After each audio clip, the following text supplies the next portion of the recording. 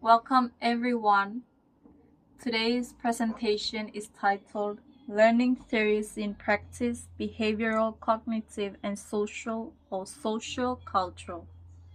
My audience today is teachers and educators, and my goal is to show real classroom examples that bring these theories to life, rather than focusing on abstract descriptions.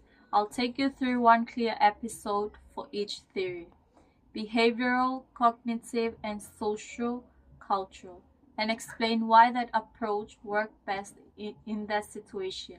By the end, you'll have practical strategies you can immediately apply in your own teaching. Learning outcome. By the end of this session, you'll be able to clearly identify a classroom episode that demonstrates each major learning perspective. More importantly, you'll not just see what happened, but understand why it aligns with a particular theory. I'll also highlight simple actions that teachers can take if they want to intentionally design learning through a behavioral lens, cognitive lens, or a social cultural lens.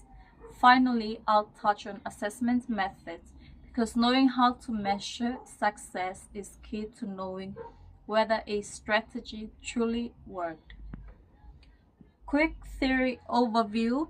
Before diving into the examples, let's ground ourselves briefly in three theoretical perspectives. Behavioral theory focuses purely on what learners do. It's about observable actions shaped through reinforcement, punishment, or repetition. Cognitive theory zooms into the mind, focusing on how learners think, store information, and process new concepts through schemas and metacognitive strategies. Finally, the social or social culture perspective argues that learning happens with others through collaboration, language, cultural tools, and guided participation within a learner's zone of proximal development. Each theory sees learning differently, and each is powerful in specific context. Behavioral episode. The first example comes from a Year 2 classroom, where students often skipped hand washing before lunch. To address this, the teacher introduced a token system. Every time a student washed their hands correctly, they received a small token along with verbal praise. At the end of the week, tokens could be exchanged for a small privilege, such as extra reading time. Within 2 weeks, the number of students washing hands rose from only 3 out of 20 to well over 15 out of 20. This structured reward system illustrates classic operant conditioning, a trigger that teaches reminder, a target behavior, hand washing, and a positive consequence, token plus praise. Over time, the tokens were phased out and praise remained, showing how reinforcement can be gradually faded once habits form. Behavioral analysis and teacher actions. This episode fits the behavioral perspective perfectly because the goal was not abstract or internal. It was a visible, measurable behavior. The teacher didn't rely on persuasion or discussion. Instead, they reshaped behavior through consistent reinforcement. For teachers wanting to apply behavioral strategies, the formula is simple. Clearly define the target behavior, reinforce it every time in the beginning, and then slowly fade rewards once the habit stabilizes. It's important to keep rewards fair and meaningful, but also temporary. Otherwise, students may only perform for the reward.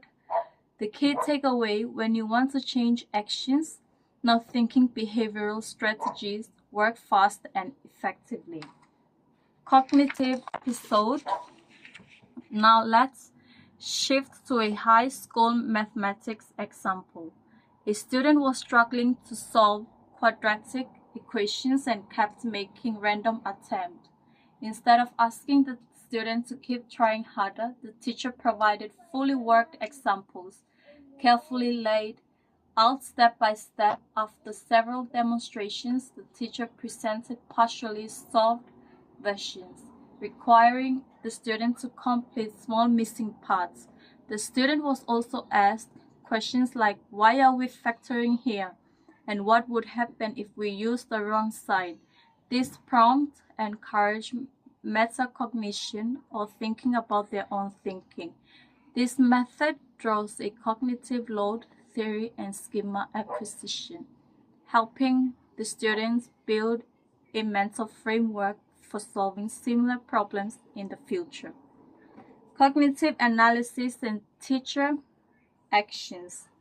This episode demonstrates how cognitive theory focuses on how learners process information rather than assuming that repetition alone builds mastery. Cognitive approaches respect that learners can become overwhelmed if too much is introduced at once. Practical strategies include studying with worked examples for beginners, reducing irrelevant information, breaking complex tasks into steps, and requiring students to explain their thinking.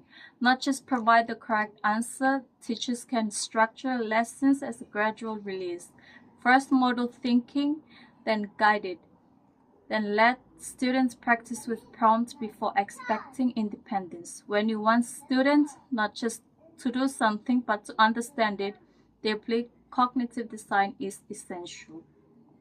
Social and social-cultural episode. The final example comes from a multilingual classroom where students participated in a group storytelling activity. Students were mixed deliberately, pairing more confident language users with emerging speakers. They were given props such as cultural objects and image, and the teacher modeled a storytelling prompt. As groups worked together, stronger students scaffold their peers by suggesting vocabulary and sentence starters.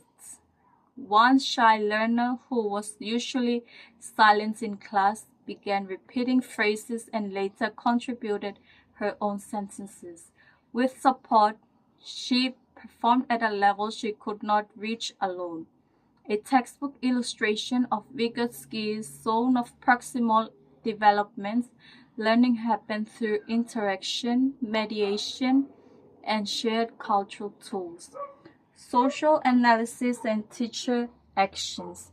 This episode fits the social cultural perspective because learning was not treated as an individual, silent process. It was social, collaborative, and supported by others. Teachers wanting to apply this lens should structure activities where learners depend on one another rather than compete roles. Sentence stems or peer prompts can help scaffold interaction. Physical or cultural tools, such as pictures, objects, or storytelling frames, act as mediators that support memory and meaning making. The teacher's role shifts from instructor to facilitator or co-participant. Success is seen not only in independent output but in assisted performance.